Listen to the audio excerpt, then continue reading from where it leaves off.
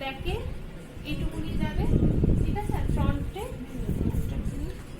সামনেটাও যেমন একটু মানে কপালটা উঁচু উঁচু, হ্যাঁ মানে একটুখানি একটু আমি কপালটা, হ্যাঁ হ্যাঁ। নামানো চাই। আর পুরো যেটা তুমি বলছো লিমিলিনিয়ার যেটা আছে প্রচুর স্টেপ থাকে ওটার মধ্যে, হ্যাঁ। এবার যেহেতু পাতলা সেই অনুযায়ী তোমাকে সেইভাবে মিক্সড অফ ম্যাচ করে আমি করে দিচ্ছি। ঠিক আছে। ফার্স্ট এই এতটা থাকবে, হ্যাঁ। ঠিক আছে?